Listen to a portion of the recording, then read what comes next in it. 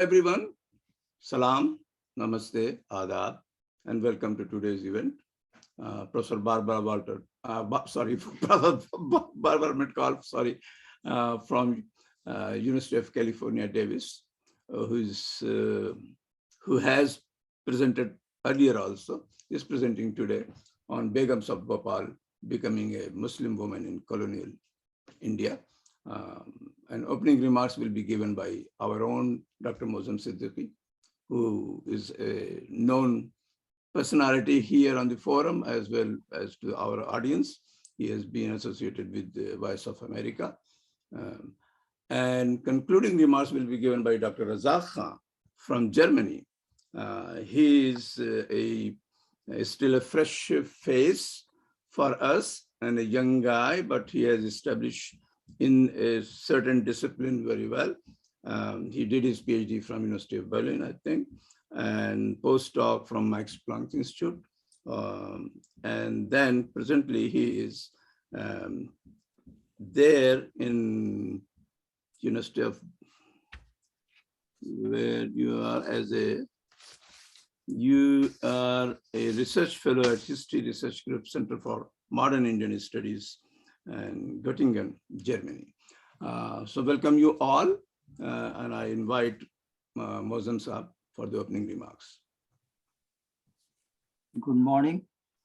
It gives me immense pleasure to introduce someone I have known for more than 55 years. And so I would like to welcome her at the Indian diaspora. वो आए घर में हमारे खुदा की कुदरत है, कभी हम उनको कभी अपने घर को देखते हैं. And Barbara was my first Urdu student at UC Berkeley. At that time, she was reading her original, research material, which was in Urdu as well as in Farsi. And so I learned many things from Barbara. So I was not only her teacher, but she also taught me several things, because that was my first introduction to working at an American institution of higher education. And then I was there until 1976, and Barbara finished her PhD in 1974. I finished my PhD in 1975. Then Barbara went to University of California, Davis, as a professor of history, and she became the head of the history department. Then she also became the dean of graduate school at the University of California, Davis.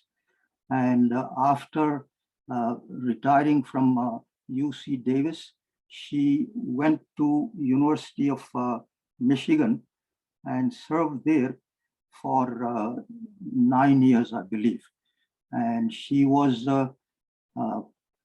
she headed the meetings of the Association of South Asian Studies and also other organizations. Her research was focused on the period of mid-19th to sort of ongoing right now of Muslims in India. At that time, it was India, colonial India. Later on, Muslims in South Asia. And also she has done some work on Muslims going to Europe and America, North America. And her research also encompasses that area. She has written her PhD dissertation, which published as a book later on the Deoband, Darul Uloom Deoband, which was established in 1820s in Deoband. And also she worked after that book. She translated Maulana Ashraf Ali Thanvi's famous book, Beheshti Zevar.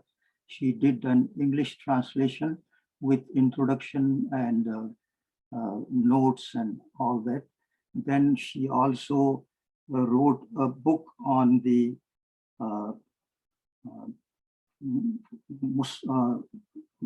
Muslim space, making Muslim space in North America and Europe in 1996. Then she also wrote several other books, including one as a co-author with her husband, Professor Tom Metcalf, on the introduction to history, and also several other books. Since I do not have more than 5 minutes at my disposal to do the introduction, she also worked on the Begums of Bhopal, and she just said that she's going to deal only up to the first two Begums of Bhopal and leave out the other two.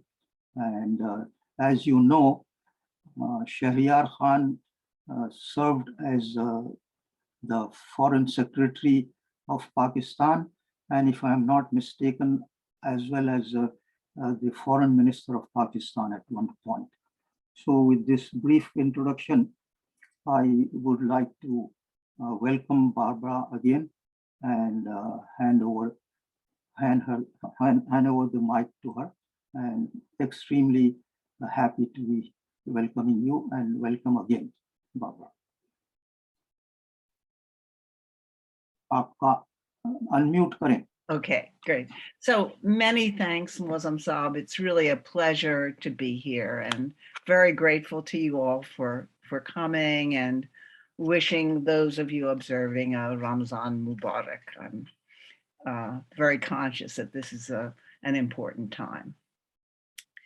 So the Begums of Bhopal, and I hope Sikandar Malik is still here, because he is a remarkable figure in Bhopal who was of enormous help to me and to other scholars who have come to that city over recent years. And it just goes without saying, one of the great pleasures from Muslim on have been the people who have interacted as I've done my research over the years.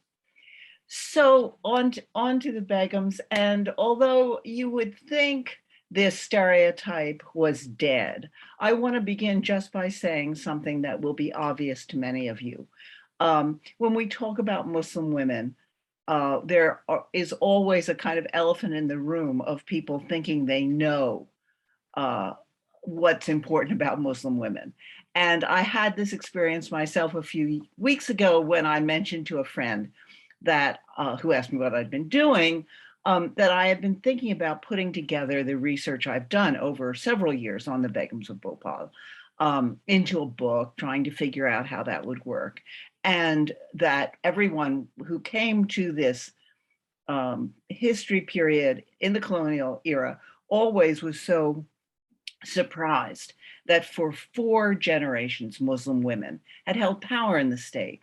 And her response was Muslim women, in a kind of surprised voice. And so needless to say, what I want to talk about this morning, actually the first 3 of the 4 women who held power, is that none of those stereotypes of oppressed, backward, subservient women has anything at all to do with the story I want to tell. And people who have come to Bhopal's history have always been interested, partly because of this. I have you've already met 2 of the Begums. So it occurs to me, before I begin, it might be helpful just to show you their names. That might help. Let me see if I can figure out how to share the screen. Yeah. Okay. So if you look here are the women that I'm talking about. The one who are highlighted in aqua. And as you'll see, Qudsiya Begum, her daughter Nawab Sikandar Begum, and then her, let's call it granddaughter from Qudsiya, Nawab Shah Jahan Begum. Basically, in this long period of about 80 years from 1819 to 1901, with one brief interruption over here, held power in the state. And finally, the most famous of the four, who has been the subject already of a couple of books, Nawab Sultan Jahan Begum. Believe me, the stories are enough that were I to even deal with any one of them, I'd be scratching the surface. So for today, just those first three. And as I started to say, you met two of them already in the poster for today. And I will show you where those pictures that are on the poster came from, because it's kind of fascinating story. They were cards on a collection of collectible, like baseball cards. These appeared from upstate New York in cigarette packets. And this, as you can see from eBay, you can still buy them. And they were in a series called, just be prepared for this, Savage and Semi-Barbarous Chiefs. Savage and Semi-Barbarous Chiefs. Let that sink in. And here is Nawab Sikandar Begum. There's another, her daughter is also available for sale, but not on this sheet. But you can see the company that she was put into, with Native Americans, with Kenyan figures, and so forth. Oh, so we'll stop with that. And it's extremely interesting because, 1 week you buy your cigarettes and you get a Begum, the next week you get a Kenyan chief, the week after that you get an Indian complete with headdress. And what I would like to do is, I won't really be exploring the complexity of that particular setting, but what I want to do now is to take them out of that context and put them in the world of South Asian history in the 19th century. And before I do that, I want to, please bear with me, I want to show you a photograph and I don't have a lot of images. I think I have a grand total of 5. And so you will have seen 3 of them in the first few minutes. I want to show you an image of a little girl who was born in 1913, who, if independence had not come, might well have been the 5th ruler. And she was actually the mother of Shahryar Khan, whom Muslim Siddiqui mentioned. So she would have been the 5th of the women. She was 6 generations, I guess, from Qudsiya Begum. And I took this picture, I snapped this picture, if I can get it. Let me see what I'm doing here. I snapped this picture from the frontispiece of a book. And there she is. So look at that little girl, Abida Sultana. The book was published in 1918. And if you see that girl, she's very much of that period. She could be a little English girl in the parlor of an aristocratic English house. And there she is, little Abida, wearing her Mary Janes and her frilly cap. And what is interesting about her, I think, is that is what she meant to the author of the book, who put the picture into the front of it. The book was written as a history of the women of Bhopal by Muhammad Amin, the court historian at the time, the court historian to the 4th Begum. He told the story not only of the Begums, but also looked back to other women within the lineage, documenting what he calculated to be 236 years of women's role in governments. He wagered that that record was unrivaled in the history of the world, and he was very proud. And what's interesting to me for our story is the way he dedicated the work to the little girl in the picture. And here's what he wrote. With great, in translation, with great sincerity, I dedicate this book to the dear and cherished name of the Princess Abda Sultan, on whose future life hang many hopes of the daughters of Islam. The daughters of Islam. Her very appearance and upbringing and education evince those signs from which there is every confidence that community and homeland hopes, qawmi and watani umide, will emerge and be fulfilled. Amin was a true modern, a believer in progress and generational improvement. And he was also a modern in the way he talked about the hopes for little Abda. What she would do, he hoped, would matter to a category called women, would secure the interests of Islam, would bring pride to Qawm and Watan, to community and homeland. And what I want to underline is the extent to which such communitarian and nationalist and, if not feminist, woman-oriented visions would have been unknown before this late colonial period. So in a sense, by setting up kind of this endpoint, I want to go back and talk about, if not all of that, what did it mean to be a woman for each of the three Begums who ruled in the 19th century, up to 1901. And I have a very provocative way of phrasing that, which would be to say that neither Qudsiya Begum nor Nawab Sikandar Begum was a woman. In the light of the hearings last week, I know that's, it may resonate with those of you who followed Ketanji Brown Jackson, but let me hold it for the moment. And what do I mean by this? They did not see themselves as representing women, as making progress for women, as spokesperson for women. And even Shah Jahan Begum at the end, later in the century, presented herself as the first who did not, as a woman, but she did not identify with or represent women in general, nor did she see herself as representing her Watan or Qawm. Only the fourth Begum in the 20th century, I would argue, did speak for women generally. She campaigned, for example, to include Muslims in the Sarda Act. Do you remember that? In the 1920s, on the age of consent. And she was a representative Muslim.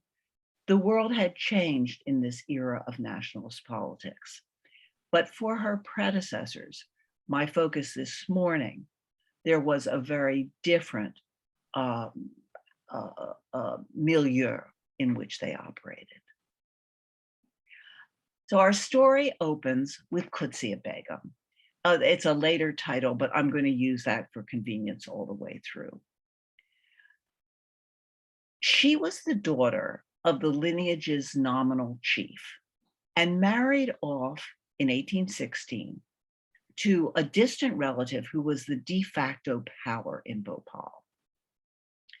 And only 3 years later, as a young woman still in her late teens, she suddenly found herself widowed and positioned as the chief power in the state.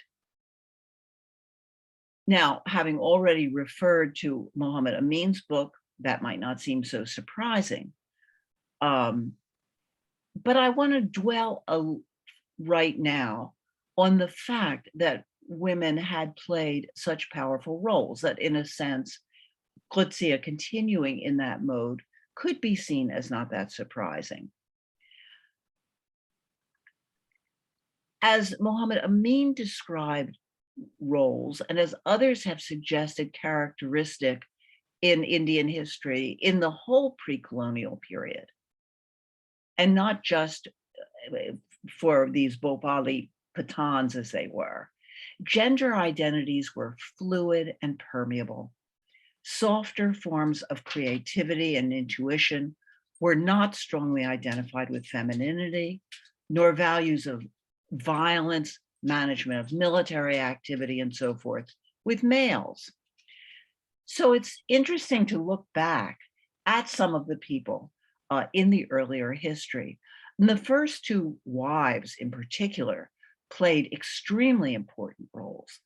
There was Fateh Bibi, who was the consort of the lineage founder, known as a great hunter by day and night, and very shrewd in terms of military issues, for example, in locating. She always attributed the remarkable ability to locate one particular fort that proved to be critical in battles. But the most important of these early women was the consort of his second son, Mamola Maji, as she was called, the dynasty's powerhouse. She intervened in a lineage dispute in a civil war. She ran her own administrative cadre of her four chelas, Gond, Brahmin, and Rajput, one of whom ran the kingdom for decades. He was extremely skilled with her, in a sense, orchestrating his power at managing family feuds, civil wars, which were characteristic throughout this whole era and even back in the Mughal period, and historians see as a way of building a base of support. Not easy to contain. Several princes in the line of succession in the years that she was in effective power met their end. And on it went to Qudsiya's grandmother and her mother, who organized response to attacks, and particularly by the time we get down to the 1800s, the beginning of the 1800s, as it looked as if Bhopal might be absorbed by the Marathas, who were the major power in the region, Zinat Qudsiya's mother was really the backbone for managing much of the operational logistics, particularly when Bhopal faced a siege. And Qudsiya, still a young girl, is remembered in those years as joining all of the children in showering rocks and brickbats onto the attacking Marathas. So it's an interesting vision of women playing this much more active role than one might expect. And meanwhile, what were the Nawabs doing? And again, in the 18th century, what the two major figures in that period are celebrated for was that they played a role which in the modern period we come to associate more with women. They played a role as being spiritually oriented guardians of religious traditions and customs. What they were doing, let's put it this way, two of the 18th century Nawabs, Fez Muhammad Khan and Hayat Muhammad Khan, retreated to the interior of a fort to cultivate a spiritual life. And that is not withdrawing from power. It is exercising another kind of effective power in the world. Fez Muhammad Khan, Nawab for 3 decades, through his spiritual power, was credited with nothing less than securing the defeat of the Marathas by Afghans at the celebrated Battle of Panipat. His burial place would take on the qualities of a Sufi shrine. And just to kind of, so we have women in the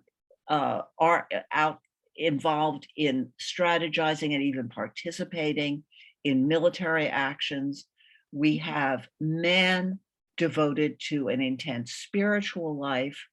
And I want to say one more point about the battlefield. that these were not neutral spaces in which Rajputs, Marathas, Pathans were indistinguishable religiously, that this was a secular space. We also had holy men, yogis and Sufis, leading contingents into battle. There was Shah Alam, who was dispatched by Momola Maji, who led his Rohilla followers, basically, in one celebrated battle. Pathan soldiers, I was fascinated to see on at least one occasion, the Bhopal soldiers wore the saffron color of sadhus to mark the power that came with disciplined piety.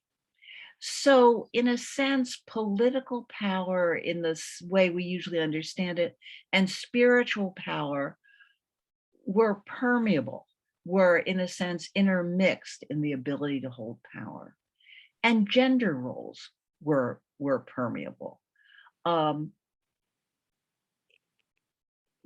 The famous woman, Mamola, was not only known for the kind of exercise of power I described, but also spiritual power. She had that kind of authority.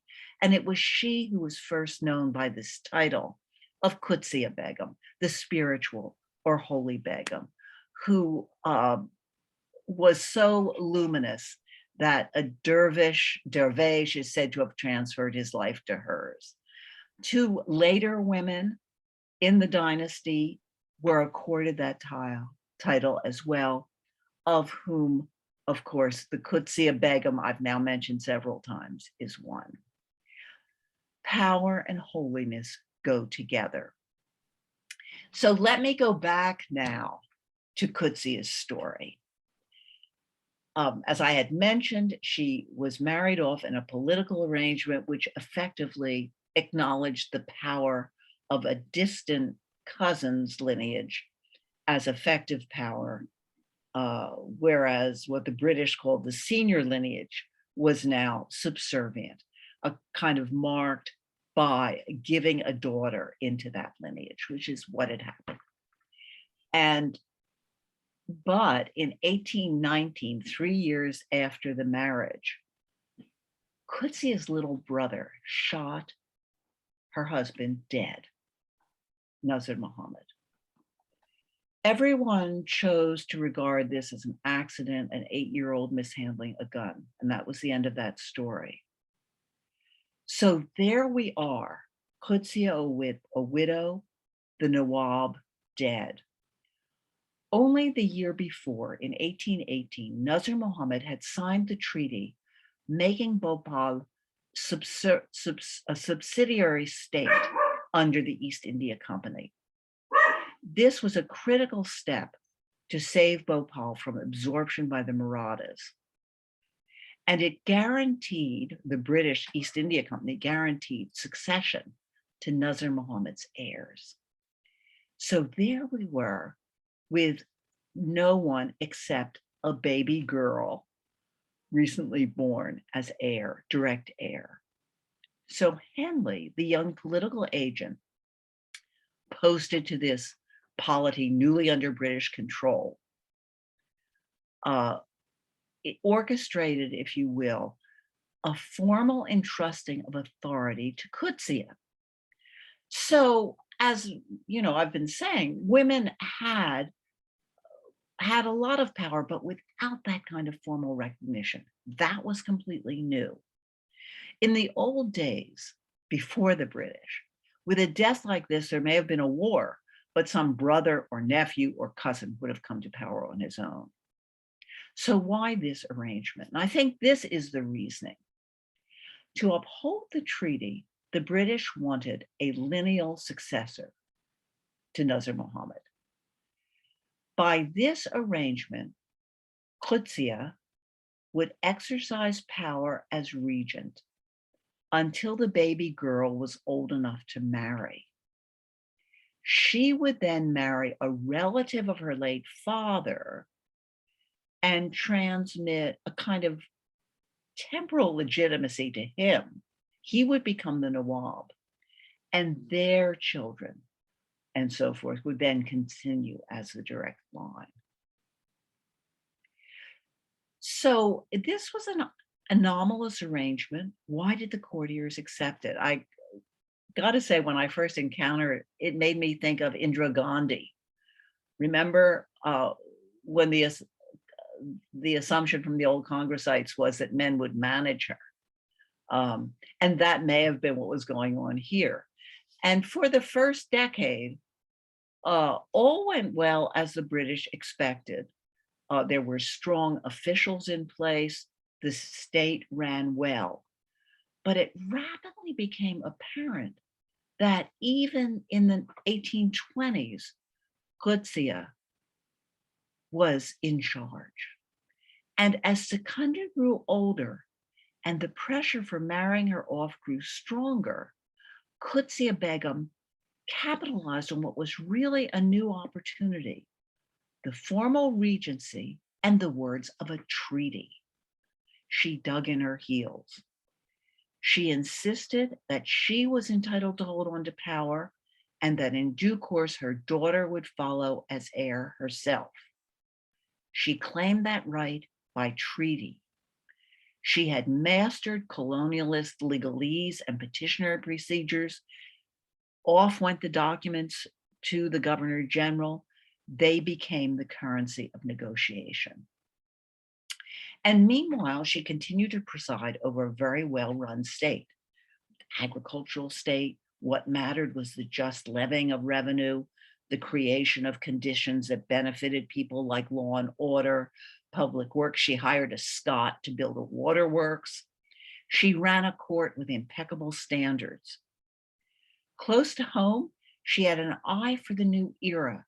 In the training she organized for her daughter, her little girl, Sikandar Bibi, she hired away 2 tutors from the Maratha state at Gwalior, and Sikandar was educated in the statecraft skills and knowledge of the male literati, and in addition, would be given the practical experience of administration and martial skills that boys typically had. And beside being so in tune with new expectations, Qudsiya Begum, Janus, also harked back to older techniques of authority. First of all, she acted in ways that merited her title. Dressed in the rough white cloth of a widow or an ascetic, she capitalized on her pious persona and shamed officials by outbursts of something like holy madness, diwanagi. On one occasion, she was so angry, she threw off even her scarf. She did not keep seclusion at this point anyway, and set out to walk to Mecca. Finally, when they tried to catch her, she knocked one of the sepoys to the ground. She was a very tough lady. She had an intelligent network of domes and barbers, holy men, courtesans, merchants, travelers, of course, her vakil at Sehor, the cantonment. She knew what was going on. She deployed old strategies like using a courtesan to expose the alleged impotency of the first relative who was supposed to marry Sikandar. He withdrew. When it came to holding off his brother, his younger brother, who then was named as the intended, he began a civil war, the old way of settling issues to try to wrest power from her. And she led her own troops into battle. At the time of her marriage back in 1816, John Malcolm, military figure critical in the settlement of central India, described the bride as being, quote, of mild disposition. Instead, Qudsiya took on the role of the divinely touched, powerful ruler, who also, as I'm arguing, was in touch with the times, mastering what was expected in the new era. So there we were. A battle was going on, and the political agent appointed to the court, wonderful name Lancelot Wilkinson, at this point, simply marshaled his own troops and weighed in on Jahangir's side. Now, in doing that, he defied what was East India Company's official policy in the first decades of the 19th century, which was non-interference in the subsidiary states. The non-intervention was on the grounds that if a person came to power without proving himself, he likely would be a failure. And Jahangir would prove the point. Nonetheless, in 1835, 16 years after she became regent, Qudsiya had been forced to marry off her daughter, Sikandar, to her paternal cousin, Jahangir.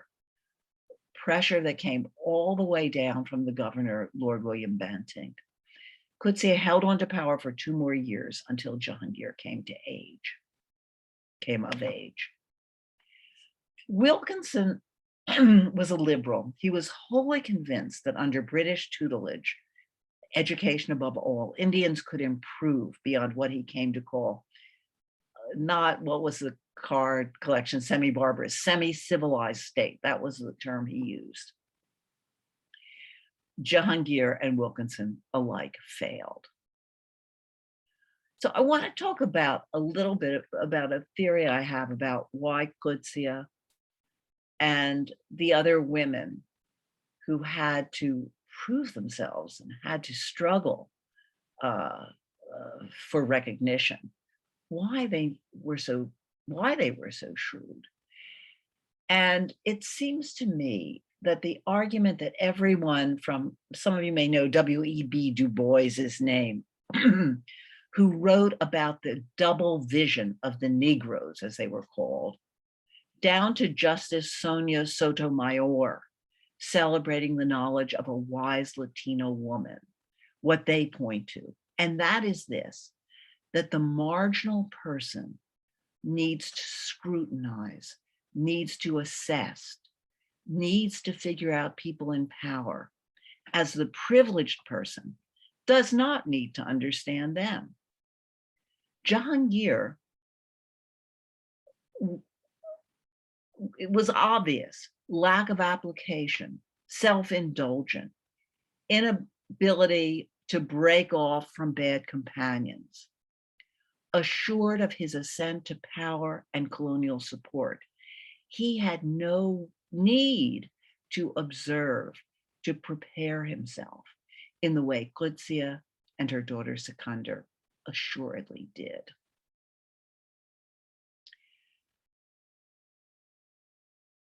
So it's very interesting that the British were not prepared to support Qudsiya, considering how competent she was, you might think. But in some ways, it turns out not to be. And here I'm following an argument made actually by one of Raza Khan's colleagues, Margaret Pernot, who has described the way the British in the Delhi region had recognized the power of various women in the first years of the 19th century. Begum Samru, whose name some of you may recognize, they had also interacted with Mumtaz Mahal, the power behind the Mughal Emperor Akbar Shah. She carried out her own correspondence, took nazar, presented robes of honor, ran her own estates, and so forth. But during the 1830s, which was an era of colonial reform, including reform related to women, there had begun to be a marked change in attitudes toward women, evident above all in matters of property, where women were increasingly cut out of property revenue. Scholars have now documented a couple of very interesting studies on what they call the masculinization of property rights under British rule. This change was reinforced by assumptions about what Hinduism and Islam ostensibly required. And Wilkinson, so confident as he was, tried to instruct Qudsiya Begum in Islam's view of women's place, which she simply disagreed with. And in a sense, we can see those issues coming up even more dramatically with Sikandar. By the mid-1830s, Sikandar herself emerged into view. You know, she was married in 1835. And even before that, as she came into view, she joined her mother in public, completely unconcerned with seclusion, associating with whomever she wished. And in 1835, before the wedding, she drafted a document to the Governor General asserting her own independent right to succession. Her argument is very interesting. First, just as her mother tried to take advantage of the formal recognition as regent, so did she. She said that that decision had made the whole issue of gender moot. If a woman was entitled to be regent, she could be the ruler. Second, as a biological heir, her right was superior to her mother's. This was fascinating because Quincy was totally unprepared for this and actually went to Wilkinson to complain. Sikandar was the heir because succession had been promised to her father's farzand. The document, of course, was in Persian, which was the official language at that point. And so it used a word, offspring, which she chose to understand offspring. It could be a boy or a girl. The English translation of the treaty translated it as son, but she took the Persian version as authoritative. And third, and we come back to property, by treating the musnad as property, she claimed it by the right of women to hold property in their own name after marriage. She doesn't refer to this as Muslim. It simply was the right of women to hold property. That is, of course, a great contrast to the European practice at that point, what is called couverture, that transferred a wife's property to a husband. And one of those documents, when you see them in the archive, you think, is this for real? And this was what happened.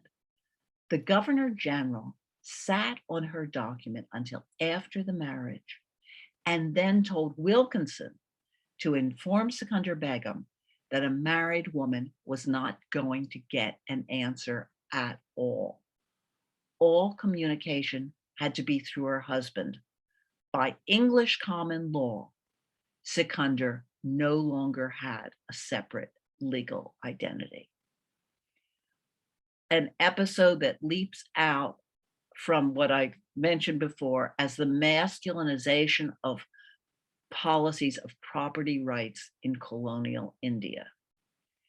And this instruction to Wilkinson, tell her she's not going to hear from us, went on to say he was to inform Sikandar, and here's a quotation from the document, "It is the duty of the princess to conduct herself as the consort of the Nawab, and it is the duty of the British government, that is to say Wilkinson, I suppose, to abstain from any proceeding calculated to encourage expectation inconsistent with her relative position in that capacity." No more permeability of gender roles. So neither Wilkinson's insistence on women's domestic place nor the government's refusal to correspond with Sikandar was idiosyncratic. These were the new rules for them. The married Sikandar Begum went on to survive at least 2 attempts by Jahangir on her life and shortly retreated with her mother to exile in a fort outside the city, where she gave birth to a daughter, the third of the Begums I'm going to talk about, Shah Jahan Begum. So if you remember the successive order of the Mughal emperors, it's not an accidental name. Badshah Shah Jahan followed Badshah Jahangir. The name itself was a claim on lineal female succession.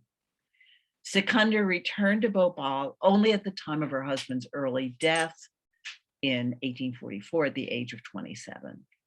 And then in itself, a really amazing story through dogged competence and the incompetence of her uncle, who had been appointed as regent for little Shah Jahan. Sikandar soon established her own position running the state, initially as regent, ruling until her own death in 1868.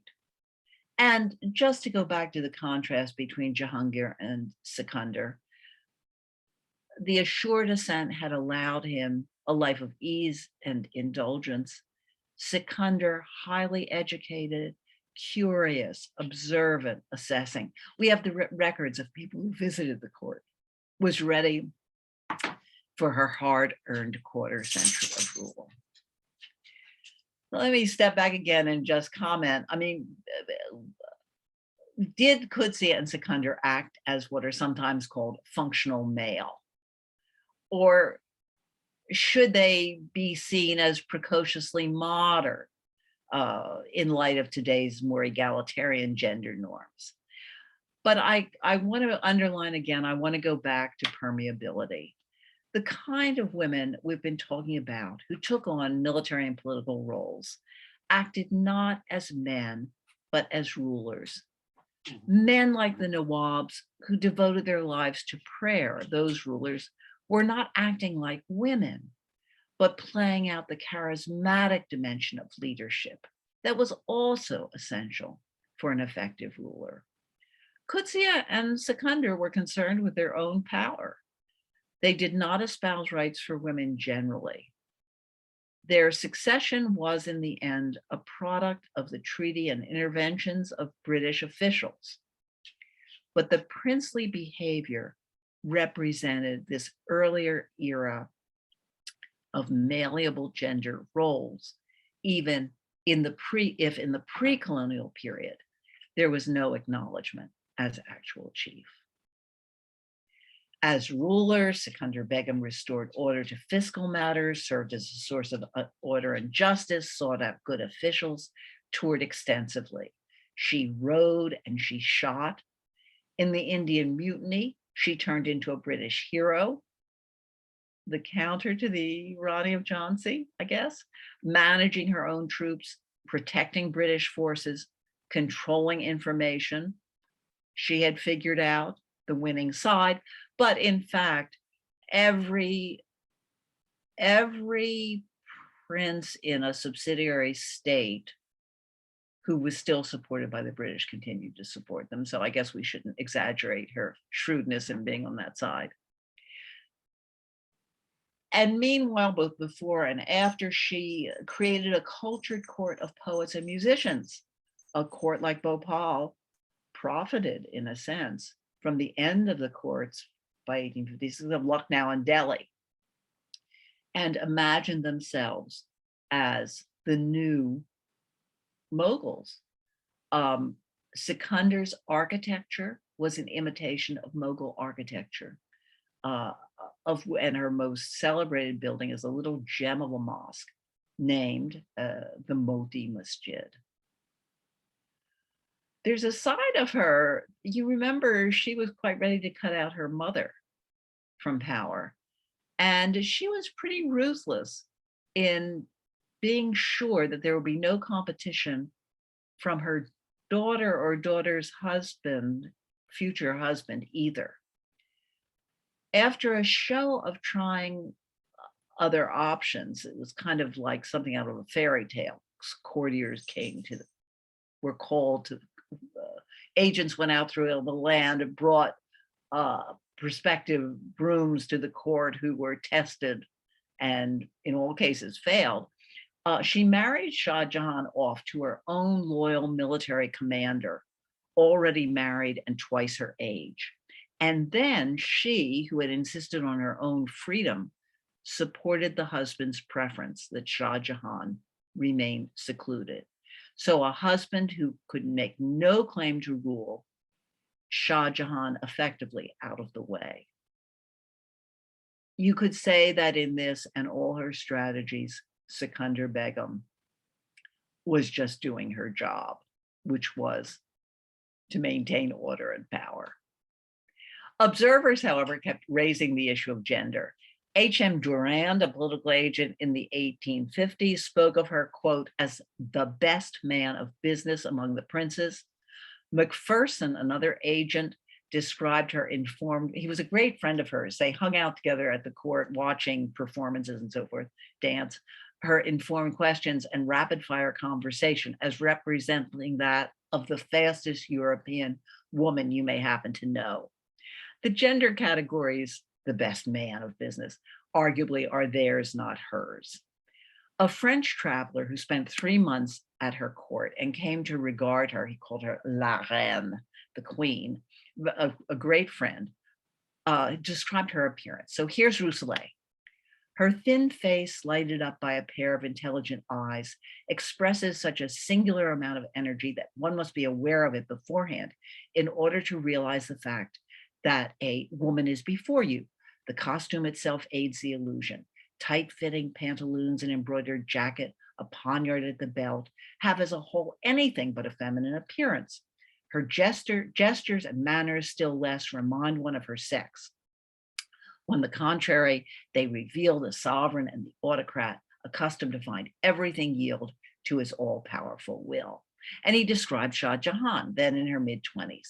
She wore the singular costume of the Bhopali ladies of the court, close-fitting pantaloons, an embroidered jacket, a light muslin toque, and at her side hung an elegant poignard with jeweled hilt. She shook hands, he added, in the English fashion. I'm about to leave Sikandar, and I think for time I have to skip over it, but there are so many stories about her, of which one of my favorite is the way she welcomed a photographer, an army photographer. He'd come in on a bullock cart, terrible roads, with this, what was it called? I'm trying to remember. They used glass plates, collodion method of taking pictures, a part of the tribes and castes classification the British were trying to do. And most people didn't want to be photographed. She said, I can solve your problem.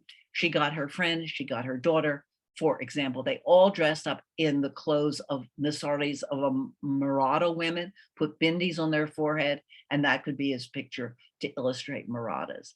And there are many other examples of the way they dressed up. Or, describe her Hajj, when she basically presented herself as an ethnographer, as if she'd been sent out as an official. She was asked by one of the British at her court to make some notes, tell us what it was like.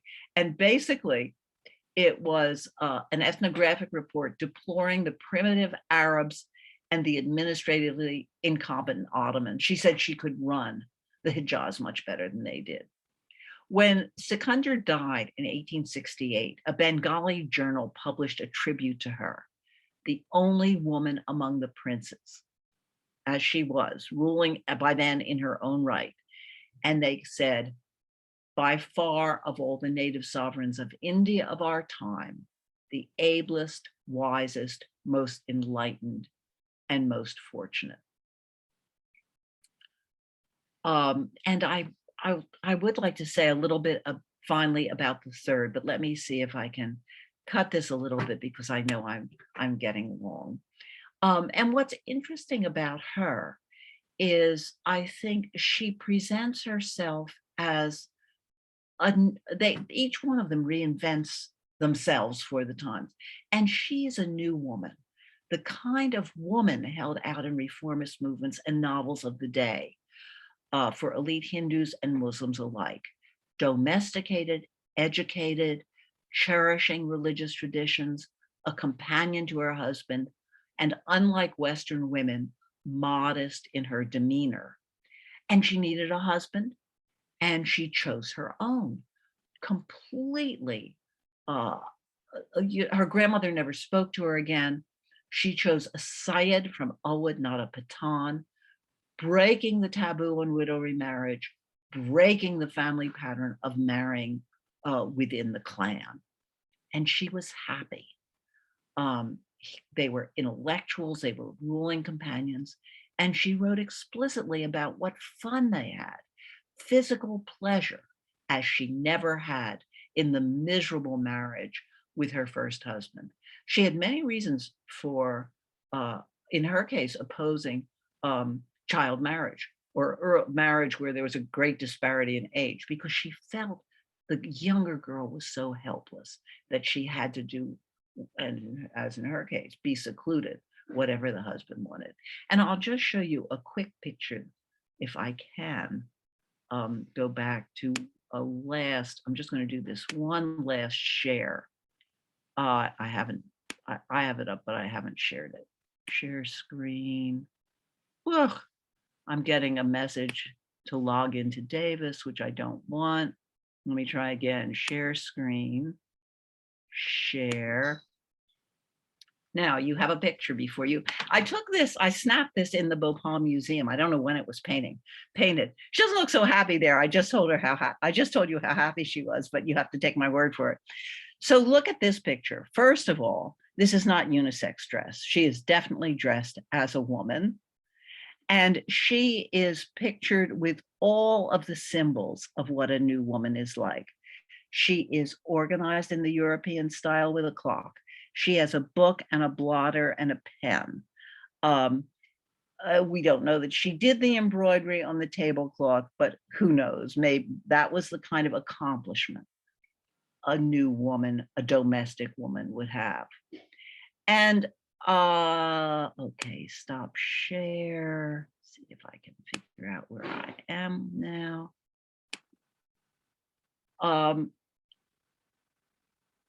And I think what is most interesting of all the ways she changed her life is that she now chose to adopt Parda. And I can't resist telling you Rousselet's description of how happy she was when her husband died and she could give up seclusion and bodily covering. He shook hands with her in the English style. So he was at the court when her husband died and he went to offer condolences. And what did she say? She said, Kismet. And then he reported to talk about European affairs with energy and curiosity. So Rousselet goes off to his friend Sikandar Begum and said, what is going on? Why is your daughter reacting like that? And Sikandar, who had orchestrated the situation, if you will, that produced it, answered with a question. Does the prisoner regret his jailer? So why did Shah Jahan adopt Parda now? Having thrown it off, not lived with it, in the mid 1870s, she went back to covering herself. And it's very interesting. First of all, it was the model for elite women. At that point, even oligarch type reformers favored seclusion in the 1870s. But with her as a ruling chief, you could argue modesty may have seemed even more important. She was doing a job that didn't fit with the new kind of domestic woman, but using what some have argued is fundamentally a sign of modernization, portable seclusion, covering herself from head to foot as she did, made possible her participation in public life. There's a photo for her opening the railroad station. There are drawings of her at Durbars, completely covered. She would uncover her face for the Governor General or the Prince of Wales. It was partly status. I mean, the Mughal emperor didn't let everyone see him either. And finally, just briefly, and I can't do nearly as much as I'd like with this, she managed to have a presence in the world, her state, without being physically present. And she did it in two ways. Let this register. She published more in Urdu than any other woman had to that point. Now, maybe somebody knows someone I don't know about, but as far as I know, she published a history of Bhopal, a hadith collection, 2 diwans of poetry. Shireen was her Tagalog and Urdu, gentle and sweet. Taj were ground, a king, a prince. In her Persian verse, she reverted to role, not gender. And her most important work, the Tehzeeb-un Niswa or Tarbiyat al-Insan, a guide for respectable, well-born women, which deserves a book in itself, I think. The weight of the book, organized from pregnancy to death, is on practical matters of health and efficiency. And it is above all, I think, teaching women to be responsible, independent, make choices. She will often say, mere nazar mein, she will say, this is what I believe. And she also kind of instructs people, jana chahiye, you need to know. She made ringing endorsements of remarriage, which she saw as a matter of ibadah. And on girls' education, she said girls' education was more important than boys. Anyone with means needed to hire a male teacher, a really competent teacher, not some cut mullah.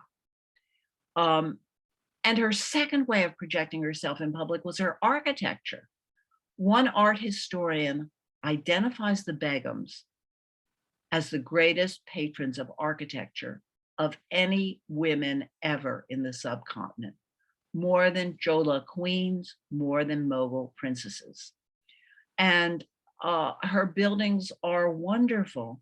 Her palace, the most famous is the Taj al-Masajid, which is usually described as the largest covered mosque in India.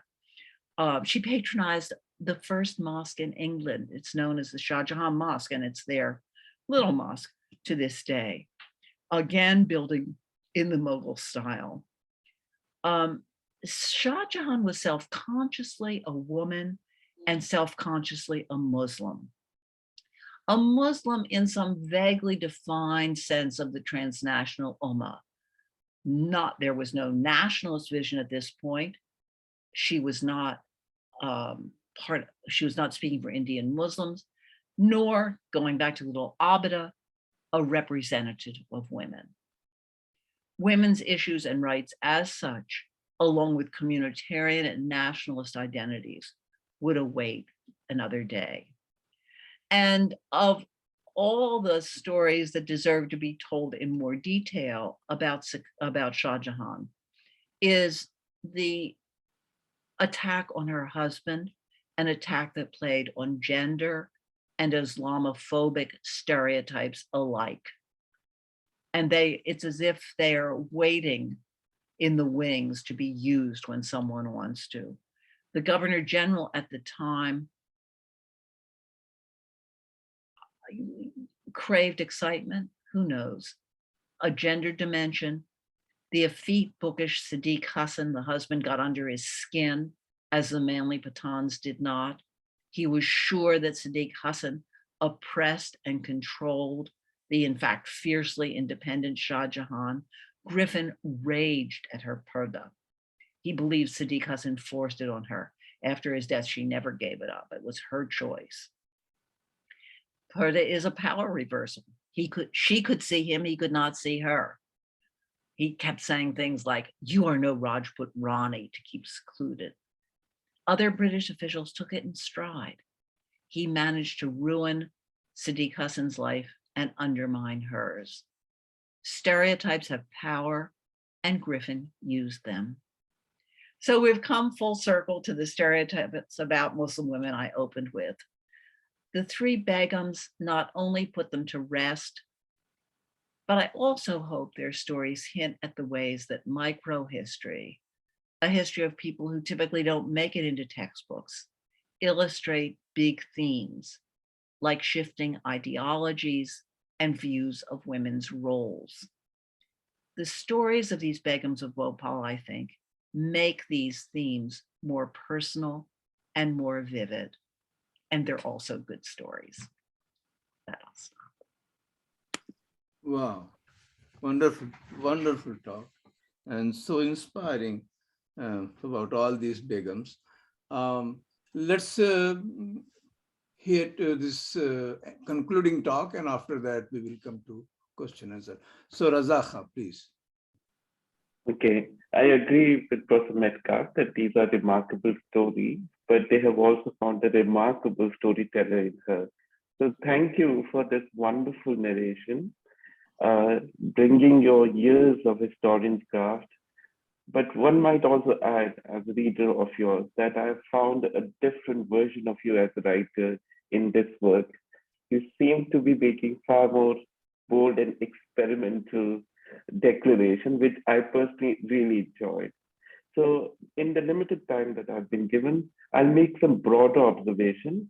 Also because I noticed that in the audience are remarkable feminist scholars like Zoya Hassan, Siobhan Lambert Hurley, but also remarkable women from the Bhopal family. If I'm right, Sharmila Tagore is here. Farah from Bhopal family is also here. So I want to be sure that they get to speak more. But with that, let me make some broader observations on Professor Metcalf's reading of these remarkable histories. One of the things in which I want to comment, Barbara, on your reading is to bring your earlier work on the ulama of Deoband in your turn to the Begums of Bhopal. And I see some very insightful comparative element to them. In your wonderful reading of the Alims of Deoband, you managed to sort of recast the presence as not retreated to this domain of separation, but precisely in that retreat, that sometimes you call interiority, you are able to show something remarkable, that this retreat into the interior is not anti-political. It is in fact a new form of political.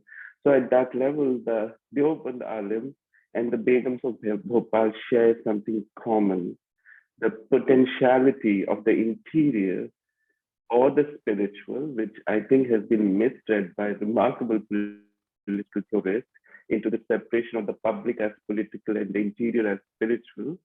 And I think your work is challenging some political conceptualization of the idea of the political. So that's one. So bringing Alim into conversation with Begum, which I think in a very interesting way also support your, which I don't think is a provocative element, that the Begums of Bhopal in fact are not women. And I agree with this because in a moment that we are in, as you rightly pointed, where Judge Jackson was asked, in fact, by a Republican man to define who is a woman. Now, the category of the woman for a historian, as feminist scholars have told us, should work not as a limiting framework, but as a site of potentiality, as a historical analysis. And I think what you're showing here is that apart from the question of male and female, or men and women, these categories are both historically constructed and actors respond to them within those constraints, and precisely in those constraints are able to rework some of those categories. The turn to the name of these Begums is remarkable. They often always use the word Nawab alongside Begum. They also use Badshah before being called Shiri.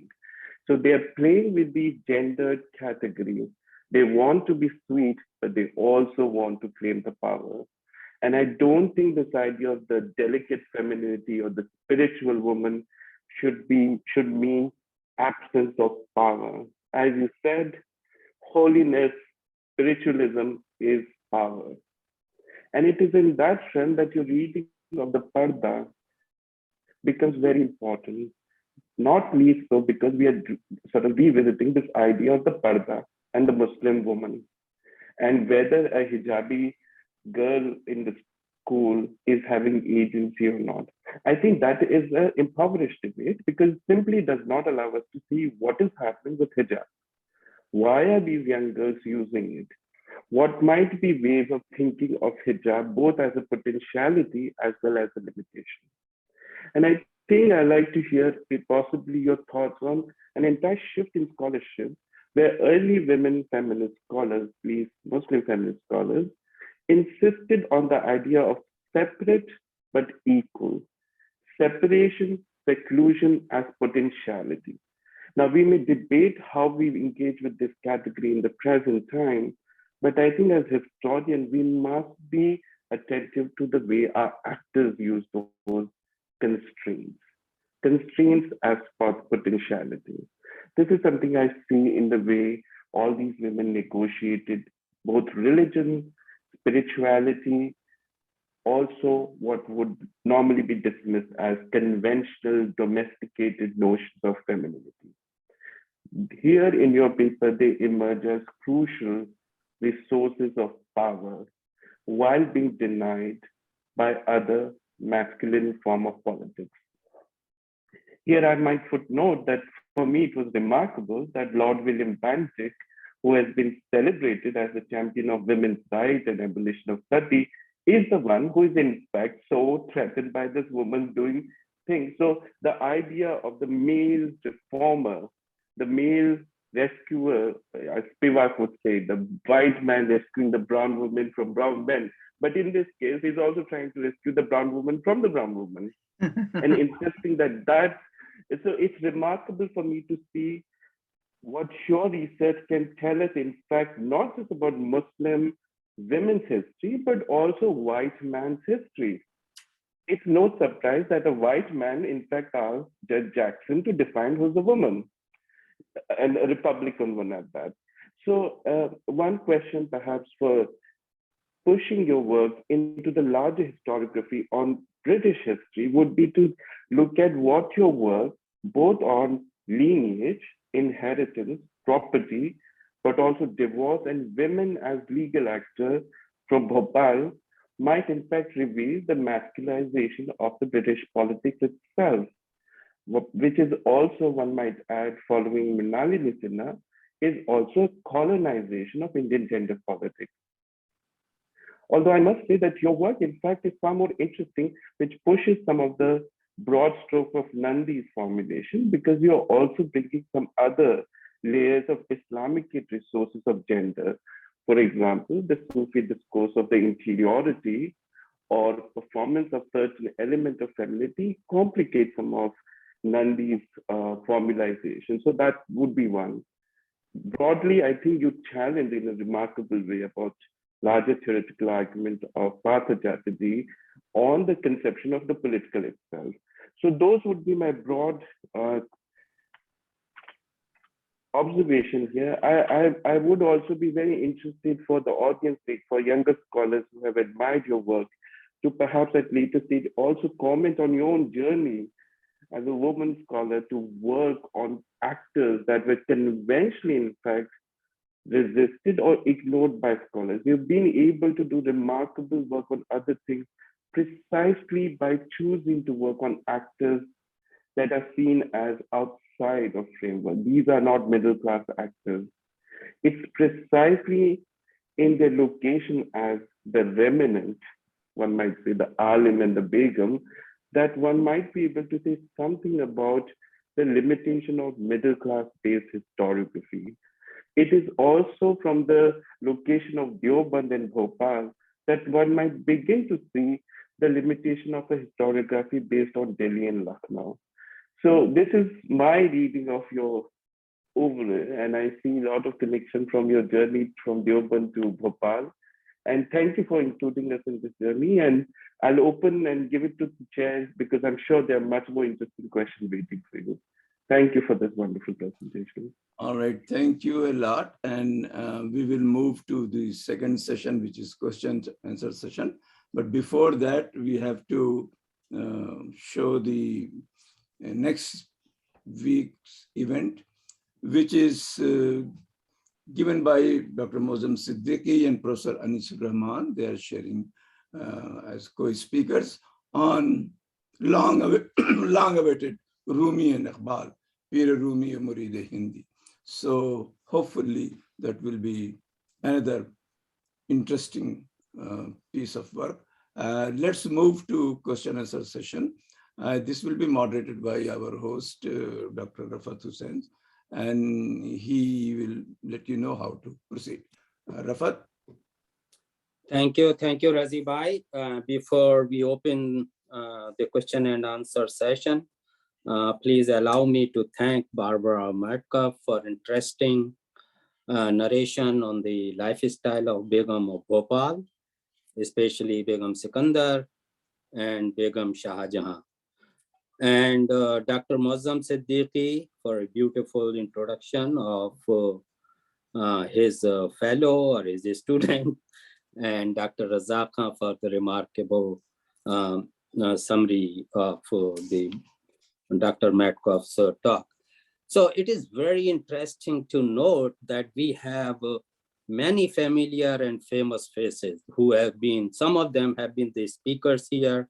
For example, Madam Pershet, Professor David Levyland, and Ishrat Aziz Saab, Madam Meher Farooqi, Raj Mohan Gandhi, Farah Edward, who belongs to the Khandan of Bhopal or the Nawab of Bhopal, and Madam Sharmila Tagore, and Mr. Metcalf, Madam Zoya Hassan, and there are many more names, and Miss Lambert Hurley, who have been taking the notes constantly. So many stars today. So many stars. So Razi Bhai has created an aura.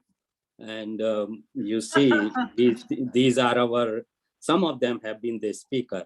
And I like to welcome all of them. It is very interesting that they had a time to attend this Dr. Metcalf's beautiful talk on. So now the session is open for question and answer. As always, there are two options. You can raise your digital hand or show your interest in the chat box. So let me see. And yes, so please be aware that ask a brief question, and I request the speakers also to be please brief. And so let me begin and let me see. Okay, Dr. Sayyad Amr. Professor Metcalf, one unrelated question. Are you by any chance related to Sir Charles Metcalf, who was the resident in Delhi during the last days of the Mughal Empire, and he was a resident of British East India Company? Yes or no? The answer is no, but it is a funny story because my husband, Tom, is a historian whose name I took. I'm of that generation who took my husband's name. Tom was asked, what is it called? Is it Oxford Biographical Dictionary? There's some famous biographical dictionary in England. Tom was asked to do the entries for, I don't know, Theophilus Metcalf, Charles Metcalf, all of these famous Metcalfs. And I'm sure they assumed he must have been a descendant, which he certainly is not. So, no. Okay. My main question is, thank you for a very enlightening talk. I can find the personality of Nawab Siddiq Hasan Khan, who was married to Shah Jahan Begum, fascinating. He was a religious scholar, what we call Wahhabis or Ahli Hadith. And he was a very polarizing figure in the sense that he had a lot of people who favoritize him, and there were others who detractors. And that seemed to have caused the rift between the mother and the daughter, Nawab Shah Jahan Begum and Sultan Jahan Begum. They were not reconciled until the mother was dead even. So do you have any more insights? You did touch on it. And he was already married when he started tutoring Nawab Shah Jahan Begum, and the relationship started from there. And she was very devoted to him, as you mentioned also. And some say, I think many will agree, that she became observant of Parda in other ways, very much influenced by Nawab Siddiq Hasan Khan. And I'll stop there. Hard to know where to begin. It's such a complicated story, but yes, he was an extremely influential and very interesting Islamic intellectual, usually regarded as one of the two leading intellectuals of the Ahl Hadith. And he published enormously. He used state resources to that end and had networks of publication that were unparalleled. He pioneered really among Indian scholars of that era, sending his publications throughout the Ottoman Empire. And he had a publisher, a major publisher in Istanbul, who republished about a dozen of his books, which then became very influential for Arab writers in the Nahda, people who were modernizing Arabic literature because he had fundamental interest in grammar, phonology, and so forth, kind of basic lexicography, things like that. So he had a very diverse audience and a very controversial religious orientation because he wasn't Hanafi.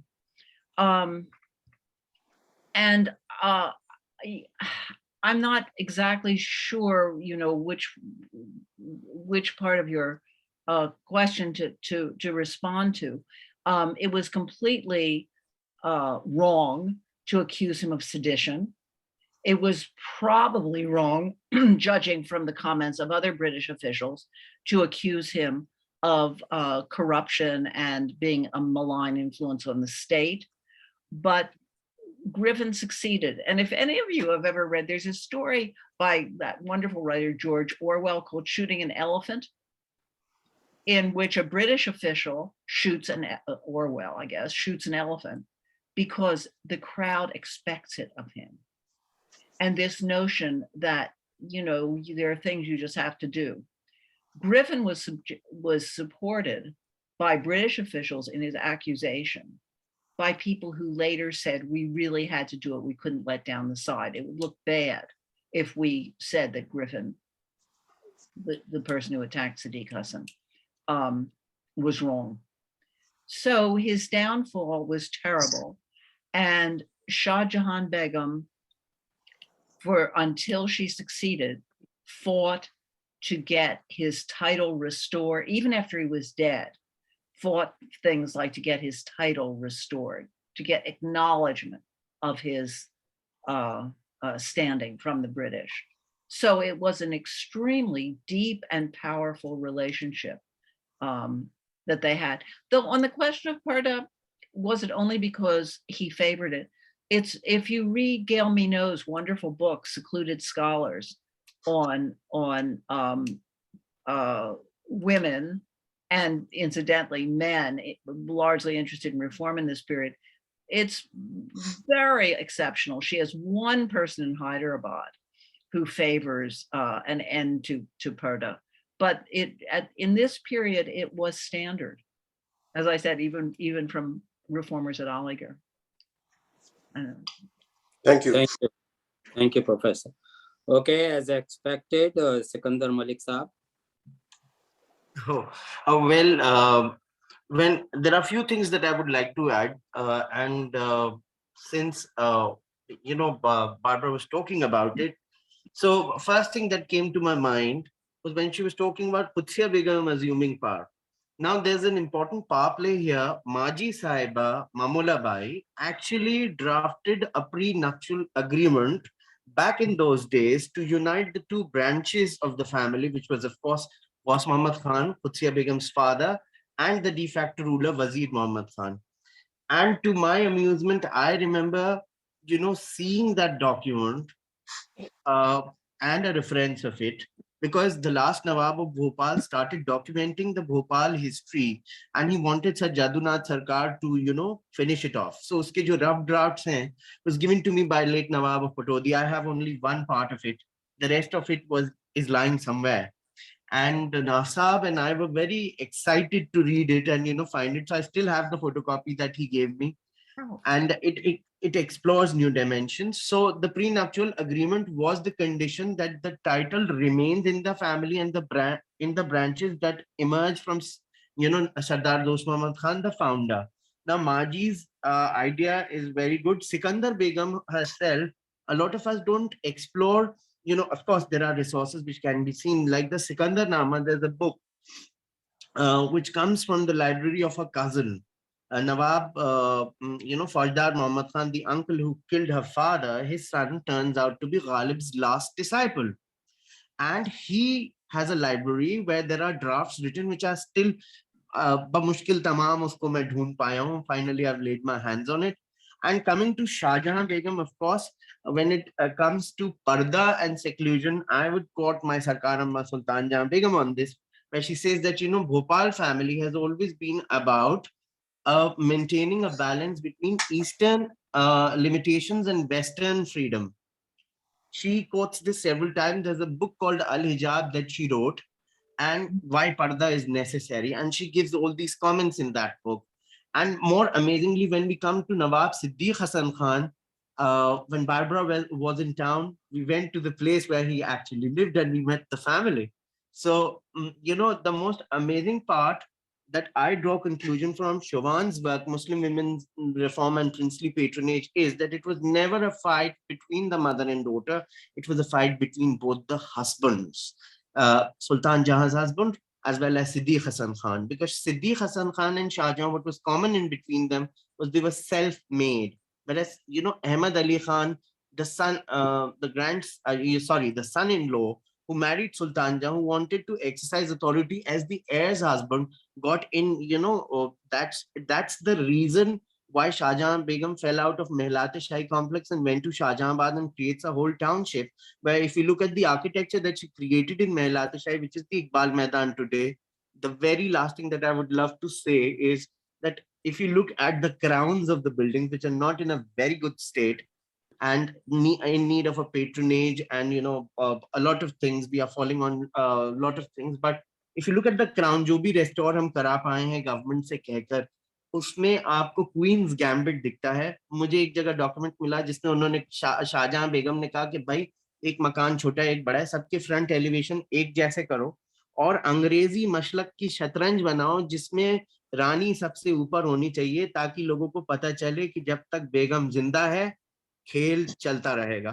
तो I always pray कि अल्लाह ताला forget the Nawab, please keep the Begum in Bhopal's family and Bhopal's history alive. Thank you so much. Thank you so much. Abdul Jabbar Saab. So thank you. Fantastic presentation. As always, for a biologist, this is a remarkable history lesson. You mentioned about the influence of Mughals on the Begums. I'm thinking about the women of Islam during the Prophet time. Do they have any influence on the Begums? Any kind of it's a very long way in terms of how, like Aisha, Fatima. So whether they had any kind of influence on them. Well, who knows? It is the Sultan Jahan Begum in the 20th century who in a sense shapes a lot of the history we have. She basically either wrote herself or had written histories of everyone who went before. And she certainly has Qudsiya Begum, both answering Wilkinson with stories of women of the Prophet's time who played heroic roles, yes, as well as Queen Victoria. So that is one example in answer to your question. Okay. Thank you. Great. Thank you. I don't see any hand raised, so maybe I will just ask a few people for comments. Razibhai, do you see anyone before I go for putting the people on spot? So probably you can read some of the comments if there are some comments. Or... Yeah, but or one from the family. I think. Farah, that I am thinking. Farah, do you I think Muazzam Saab has a question. Muazzam Saab, we will ask Muazzam Saab our own. So yeah, she's still here. Muazzam Saab, go ahead. Yeah, since Sharmila Tagore is here, so no, she left. She left. She was here, so I was curious to know the relationship with the house of the Patodis. With the, my wife just told me two different. Okay, let her elaborate that. But they are two different. I would like to defer to Shaban, who, as some of you may not know, has written a wonderful study of the fourth Begum, a major monographic study. And one of the reasons I backed off from, I felt that Sultan Jahan had her historian, and we're lucky to have her here. Yeah, I agree, completely agree. Siobhan should say something. Yes. I was looking forward to a relaxing afternoon to hear my mentor, Professor Metcalf. I'm rather embarrassed to be called on, please. I would welcome anyone else to step in, please, please. I don't actually know much about the Vitaudi situation. I think you do, Siobhan. You've said something about it. Yeah, so there was the 3 daughters of the Nawab Hamidullah, and the first was Abida Sultan, that you mentioned, but the second daughter was Sajida Sultan, and she was married to the Nawab of Pataudi, and so it is the descendants of that marriage that continue to link. And of course, because Abida Sultan chose to go to Pakistan in 1950, and she lost her rights to the state, to her birthright, as you began your talk with, and also all of her property as well, which maybe is relevant to your talk too. And as a result, it was her second sister, Sajida Sultan, who took on the mantle of being Begum of Bhopal, and also gained access to much of the property rights within Bhopal. And it's why now there is this very close association between Bhopal and Pataudi. Thanks, Siobhan. Yeah. Thank you. If with the permission of Chair, because I really want to use this occasion for the audience, Siobhan and Barbara are in the same frame. Perhaps it's a good time, if the Chair allows, to perhaps also bring the question of the Pathan element into the conversation of a Muslim woman, because some of these possibilities that you see within Bhopal, and perhaps I could bring Rampur into this conversation, are some of these abilities to renegotiate or insist on Islamic law or Pathan code of honor, which, by the way, Begum of Bhopal used to remind Nawab Hamid Ali Khan when he was doing muta marriages, that this is not the correct Pathan way. It may be permissible under Shia law. So there is an entire variety of ways in which I think we are witnessing a moment, thanks to Siobhan, and I want to bring Kavita's work on Hyderabad, that we are witnessing some new insight from princely state. A second step that I see would be very fruitful is to think of the marriage alliance and the marriage politics within these small states. And what, Barbara, you say very interestingly, the masculinization of politics, marriage law and the realm of the Zanana was really feared by all these colonial officials, because that would be the place where they would really fear that things will get out of their control. So a lot of what is often dismissed as Zanana matrimonial issues, as you rightly show, is really at the core of political. So I wonder, Siobhan and Barbara, because you've both done really important work, to say something about historians' reluctance to engage with these histories, what are domestic histories, and their political nature. Thank you. Okay, I would like to invite now the Madam Prashat, and then probably Ishrat Aziz Saab, so he gets ready. Okay, Madam. Hi, Barbara. It's so nice to see you. Lovely to see you. And Barbara used to be my MA advisor at Berkeley many moons ago, and I've followed her work with great pleasure ever since. And now, of course, it won't surprise her that I would like to ask for a little more information about the poetic output of these ladies. I wasn't quite clear whether, I know one of them wrote in Urdu and Persian both and had 2 separate takhalluses.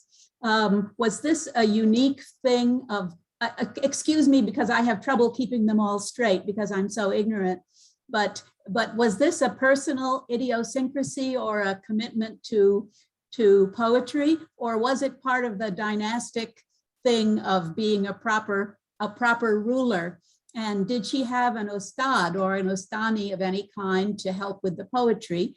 And what can you tell us about her divan?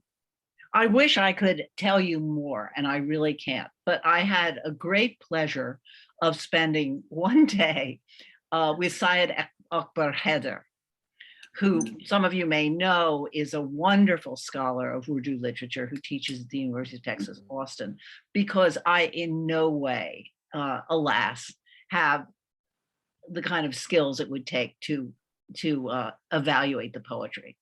And the only poem I ever looked at closely was the short 4 lines that she inscribed on Sidi Hassan Khan's tomb, which is a wonderful verse, a very powerful verse, in which she speaks of the conjunction of the planets as the equivalent of their love, and basically sees this as a divine, auspicious marriage, and places him now in paradise, whatever the British officials may think of him. So it's a really gripping verse. I'm sorry I can't quote it.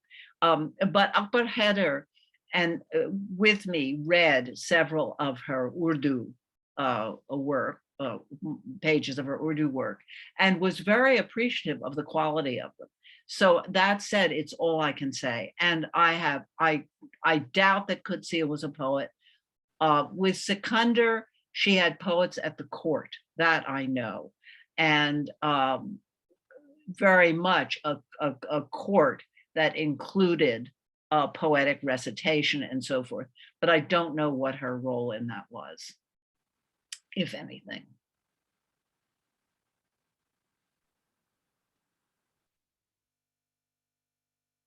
Rafat, you are muted. I'm sorry. Okay. Ishrat Aziz Saab, why don't you add something, and probably I come next to Professor Levy, and I will again request Ms. Farah if she wants to say something. Go ahead, Ishrat Aziz Saab. Well, you have cornered me, so I have to say something. And of course, diplomats and politicians have one thing in common. They can make comments and ask questions without knowing anything about the subject. So here is a diplomat come politician's question to Barbara. She remembered my wife, but of course I have met Barbara with my wife, could be far back in 1968 in India. I mean, does of course clash with any dates that you have in mind, or is it, or my memory is okay? Your memory is excellent. And no, this is a wonderful occasion. It's like my past is with me, and it's been very exciting to have. So my question is very simple, very even unacademic, I would say. Is there any message in the lives of these Begums of Bhopal for many of the gender issues that Muslim societies keep discussing, and trying to find solutions to many of the gender problems that exist in Muslim societies globally? Wow. Thank you. Are there any lessons? Well, I mean, the kind of lesson I framed the story was not to be misled by appearances.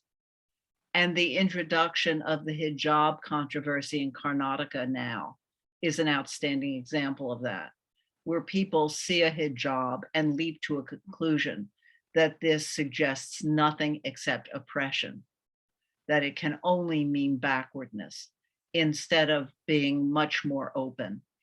And one of the issues that I find most interesting about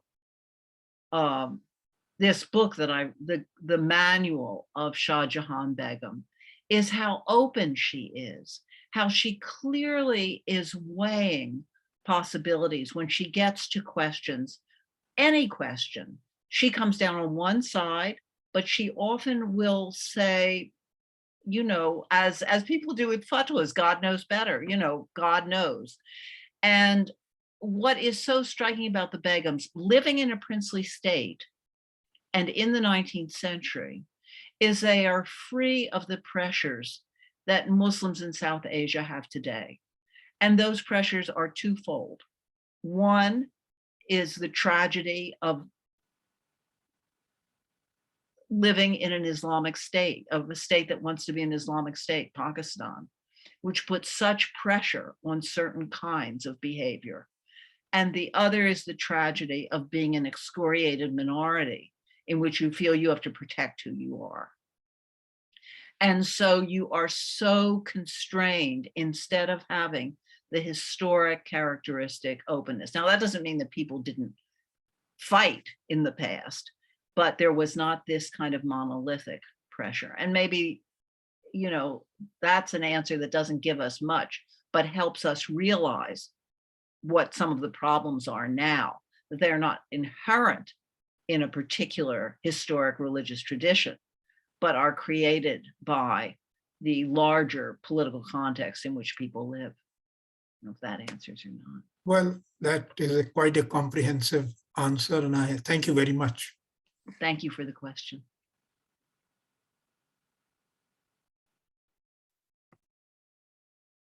Okay, Professor Laliwell, please unmute yourself.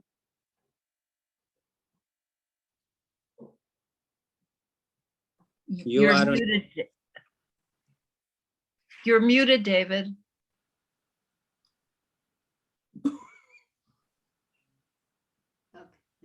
Unmute yourself, please. He will get it. Okay. Can you hear me now? Yes. Yeah. Yes, I'm talking off an iPad and it doesn't work very well. I want to say I'm utterly impressed by what Barbara has done, and I want to reiterate Razak's comment about how there is, in some sense, a new voice in this presentation of the personalities and the storyline and so on. It becomes more of a, along with the analytic side of things, a narrative. And I just want to encourage you to do it, to write this wonderful book, which will become a major work. And I keep thinking of how to do these things. How does one write over generations and with different thematic approaches? It's very hard to put that all together and juggle them in one way or another. And you have, just in this presentation, given us a sense of how that can be done. I think you and I have to have a suicide pact. Okay.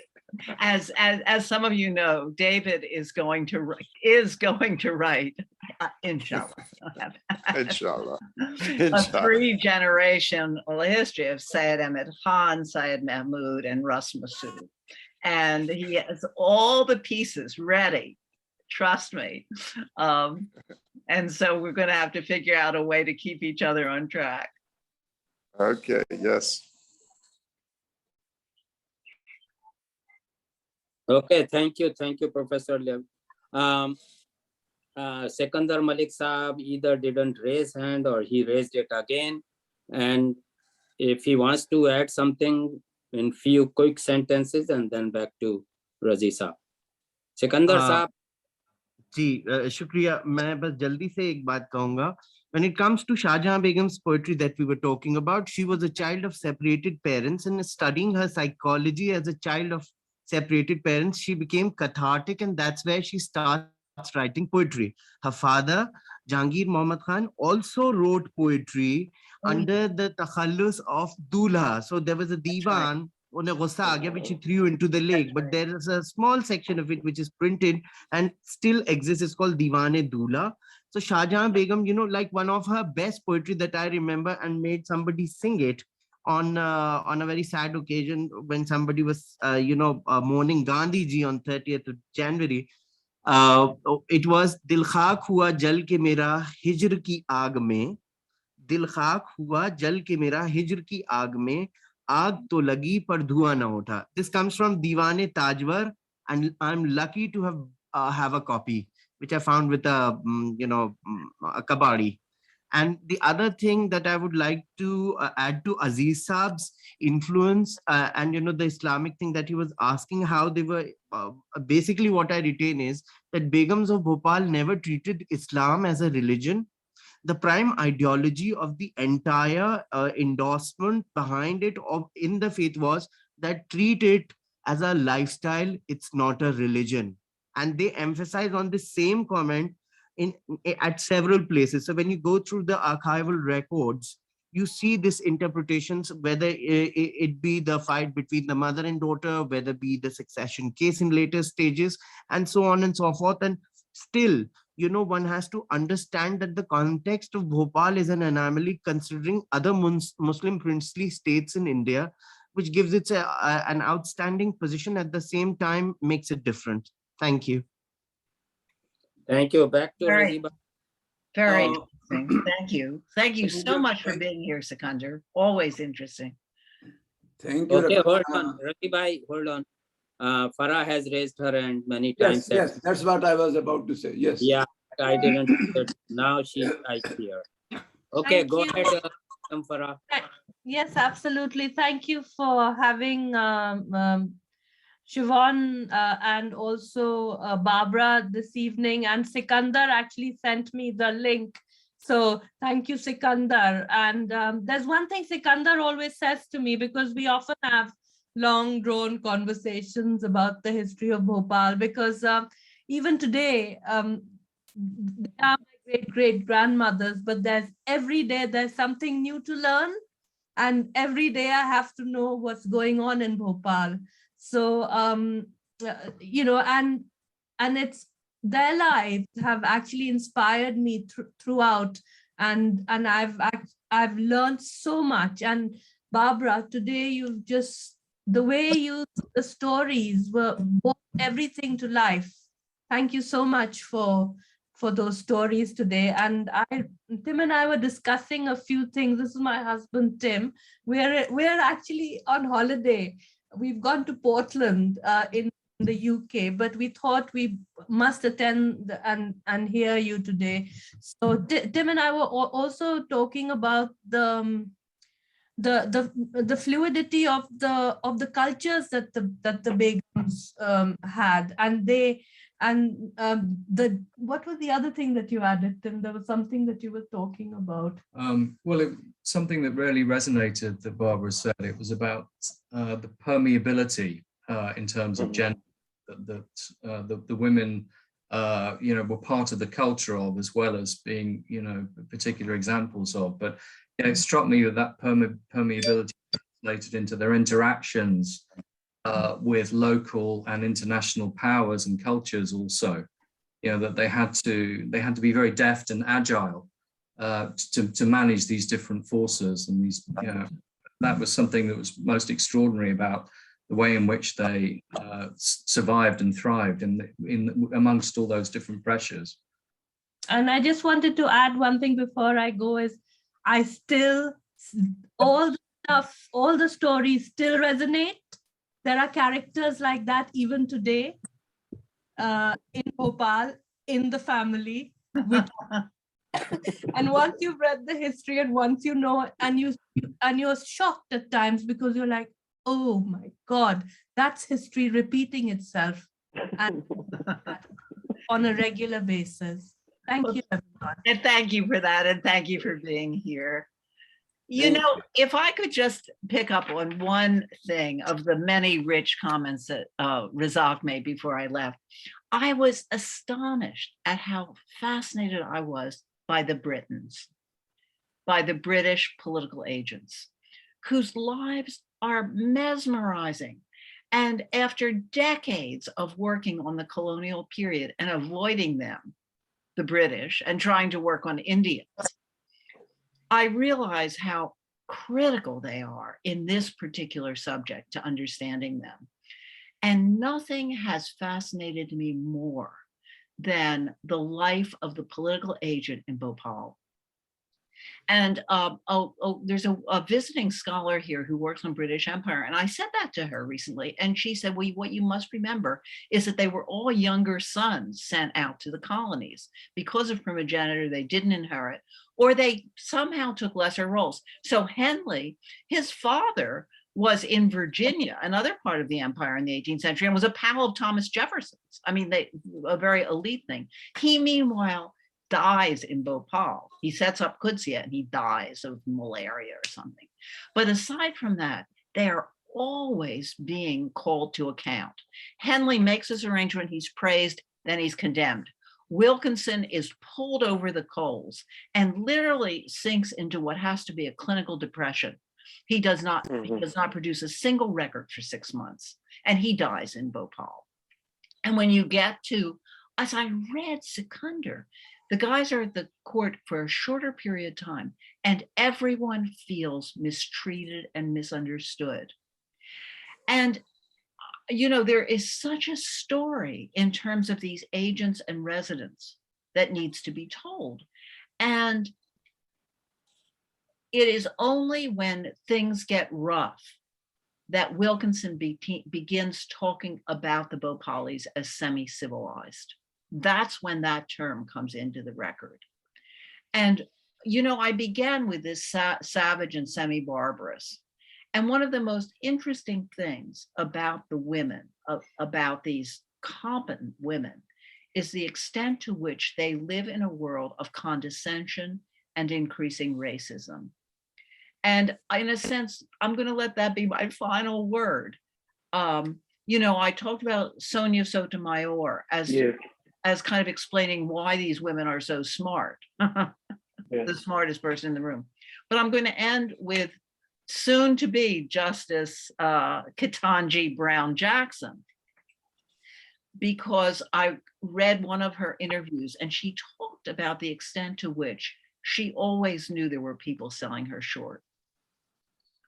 And that she just dug in her heels and did her work. And that's the way I feel about the Begums. The condescension is palpable. You know, the documents about the way the official record, you know, at the toast at a dinner to Shah Jahan Begum is one thing. The letter that Lady Curzon writes to her mother about the silly little Begum is a whole other one. So that's my final word. So, Barbara, don't say it is your final word because I have the final question. So. Oh, I apologize. I thought we were about. No, I didn't mean that. What it is quite like it draws curiosity that from long back a tradition like Hazrat Fatima or Hazrat Aisha to even Mughal princesses and then Begum Bhopal, time and time again, or maybe elsewhere in Muslim society, Muslim women in power have shown their vision, courage, resilience, all that. But then why the same Muslim societies, even in modern day Pakistan, have not given them this opening, always considering them as, you know, next to them or under them? Like, you know, they do not, still, it is not the non-Muslims alone, like present niqab and hijab controversy and others.